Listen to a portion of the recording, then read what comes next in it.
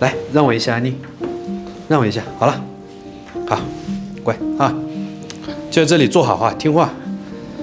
我一会儿带你们下去。Hello， 大家好，我是简小白。你为什么越来越少发朋友圈了？我在这么问自己。今天由于天气突然降温了，然后我就在旅店停下来休整。正好呢，这段时间天气不是怎么特别好啊，出去拍摄的欲望不是很高涨。然后呢，再加上这个疫情原因影响，咱们就放慢脚步啊，在旅店坐下来休息的时间呢，给大家浅谈一下我过去3年时间导致我为什么越来越少发朋友圈呢？加了我私信的朋友，应该看我朋友圈的状态呢，应该知道我过去很爱发朋友圈，但是为什么现在很少发朋友圈了？这个得从我自己的一些想法来谈一谈吧。可能你的朋友圈是3天可见，或者说是1个月可见，或者说是没有人可以看到你的朋友圈。那这是为什么呢？我们作为人类啊，作为群居性的动物，其实呢，很多时候是孤独的。我们发朋友圈呢，其实是为了想得到身边的熟人朋友的一个点赞，或者说一个关怀，一个评论。我们买一个包，买一本书，或者说喝一杯咖啡，去逛个街，吃一顿饭啊，买了一件漂亮的衣服，我们都要发一下朋友圈。为什么？因为我们想得到别人的赞美。然后呢，在我们身边朋友那里找到一些存在感，不知道大家是不是这样啊？我分析一下，我做旅行自媒体到现在啊，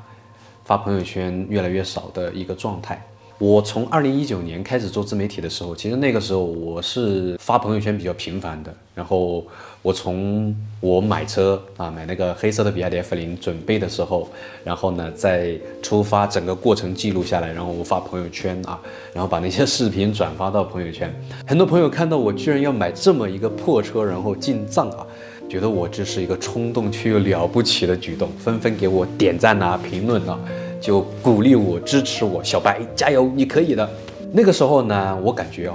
好多朋友都支持着我，身边的熟人、亲戚、朋友啊，他们都关注着我的动态。可能有的朋友是在看着我出丑，有的朋友呢是真心的想看着我成长起来。不过我出发的第1天呢，然后就因为车祸导致那辆车报废了。我怕朋友圈看我笑话的人，就是说，哎，你出车祸了，我就改了一个状态，就是说我的发动机出状况了，导致报废，没办法出发，进藏的计划只能搁浅了。然后当然也有很多朋友给我点赞啊、评论，就告诉我说，小白你要就是照顾好自己，注意安全，反正就是很多关怀的关心我的话。有的朋友甚至给我打款过来，虽然不多，50块、100块、200块这样啊，都是一个很暖心的举动，这是在真实的在支持着我的，我都能看到。如果你现在在看我视频，我希望就是对你说一声很感谢，非常感谢。虽然说我们现在可能很少联系，但是我能够记得住哪些人曾经支持着我，真诚的在用行动支持着我的。咱们言归正传啊，出了车祸以后呢，很多朋友支持我，鼓励我，给我点赞啊，当然也有人看我笑话。但是那个时候我身边的熟人朋友啊，大多数我都知道的啊，他们对我的一个评价到底是怎么样的。然后呢，我后来又买了一辆2手的蓝色的比亚迪F0啊，继续带着安妮啊，我的狗子金毛进藏。那个时候只有安妮一个啊，大家看着我出去啊，然后吃也吃得不好，睡也睡得不好。那个时候我吃一顿饭，吃炒饭吃了，中午没吃完，下午继续吃啊。然后我睡在一个小小的比亚迪F0的车里面，然后经常搭帐篷在雪山，然后在一些很偏僻的地方，在一些就是破烂的地方搭帐篷，然后吃着泡面，生着篝火，大家就觉得哇，小白过得好凄惨。那个时候很多朋友关注着我，然后包括头条上的朋友也是啊，就觉得小白就是好勇敢，但是呢，同时又觉得小白好可怜啊。在我看到的私信和鼓励上面评论啊留言是这样的，至少我身边的朋友呢，他们也在经常私信我，就是关注我，就是告诉我说，小白你一定要注意安全，照顾好自己。那个时候有很多人这样关心我，我感觉被世界包围着。从那一次车祸出发以后，我的粉丝不断增长，然后我的流量播放量也不断增加。虽然没有成为一个大 V，但是呢，也有了起色。很多朋友纷纷投来就是赞扬吧，给我投来赞扬，就是说小白你做得不错，你加油继续啊。但是我发现慢慢少了一些熟人朋友的身影、评论、点赞了，真的很少，越来越少了。然后直到我后来2020年、2021年，我的粉丝相继突破了100万，再到后来我的车从一个小小的比亚迪F0换到一台哈弗 H9，然后他们就会觉得，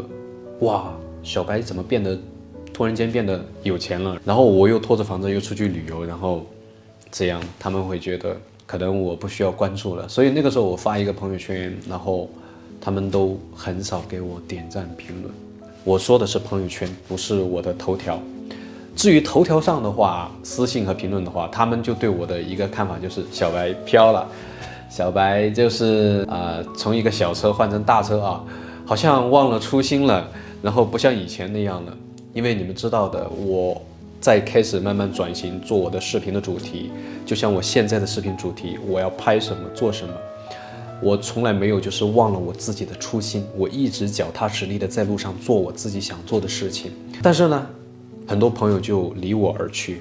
那些熟人面孔，我就看不到他们出现在我的评论区，出现在我的朋友圈了。后来我慢慢明白一个道理，很多朋友其实他们并不想看到你过得很好，他们并不想看到你过得比他好。我曾经的朋友，我曾经的同事，我曾经的同学，我们一起站在一个起跑线上，一起成长起来。如果说你变得比他更好了，他回望过去，你和他一样的是一个穷小伙子，当初一起啃馒头的样子，他发现你现在过得比他好很多，他就会觉得甚至嫉妒，然后感到愤怒。虽然他表面上不表现出来，但是他背地里却觉得小白做自媒体就是凭运气吧。但是真正支持我的朋友，我能够真诚地感受到那份心的。那些嘴巴上在说的人，其实我真的能够感受得到，他只是说着玩，他表面上在阿谀奉承，然后私下面是怎么样一个嘴脸，其实我都知道的。因为我真正出事的时候，没有人关心我，然后我真正你感觉你很惨的时候，他们却觉得哎呀小白你可以的。但是你真正成长起来辉煌的时候，他们从来不鼓励，然后再也没有关怀。这也是为什么我以前发布那些感觉过得很不好的视频的时候，很多人会对我关心，很多人会给我提建议讲道理，因为他觉得你过得不如他觉得可以在你那里找到存在感，他觉得在你那里可以找到优越感。这就是人性很现实的一个事情。我后来逐渐明白这些道理，但是当我明白这些道理，我也没有去抱怨。但是我现在为什么要把这件事情讲出来？我只是想告诉镜头面前的你，屏幕面前的你，这就是当前社会时代背景下的一个现状。很多人爱攀比，就是因为在基础物质上面的一个最初级的精神需求。如果说他的精神需求达到另外一个维度的时候，他就会开始关注一些更有价值、更有意义的事情，而不是就是说止于他的物质，止于身边的车房，止于一些比如说一件奢侈品给他带来的一种满足、虚荣感。所以他看到你朋友圈，你经常去旅游，看到你买车买房，看到你过得很好，看到你带着2只狗子到处旅游，觉得2条狗都比他过得好，他就开始从心底里面或者感到自卑，或者说感到就是一丝妒忌，然后从而对你开始越来越远，不再像以前的同事、朋友、同学那样无话不谈，或者说有很紧密的联系，甚至他可能会装作一个黑粉去黑你都有可能，真的。那我们回到主题，你为什么越来越少发朋友圈了？我觉得是因为共鸣少了，然后赞美少了。因为你发一条朋友圈的时候，没有人给你点赞，没有人给你赞美，没有人关怀然后你发一本你喜欢看的书，然后觉得有品味的东西的时候，没有人给你产生共鸣，没有人给你点赞评论，那个时候你就会发现，我发朋友圈有什么意义？所以你就选择开始越来越少发朋友圈，甚至把朋友圈隐藏，3天可见，1个月可见。这就是很多现在很多年轻人的一个状态。所以呢，我想说的是，让我们学会接纳自己的缺点，让我们学会去赞美，因为美好的事物发生在我们的赞美当中啊。最后我想说的是，当你想发朋友圈的时候，那你就尽情的去发，做你最真实的自己，在朋友圈表达自己，不要管别人说什么，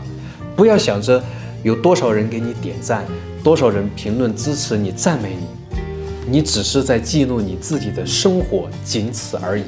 所以你告诉我，那你是因为什么原因越来越少发朋友圈了？咱们可以在评论区探讨一下。好了，这一期视频就到这里了，拜拜。对了，喜欢的朋友记得点个赞，关注一下哦，拜拜。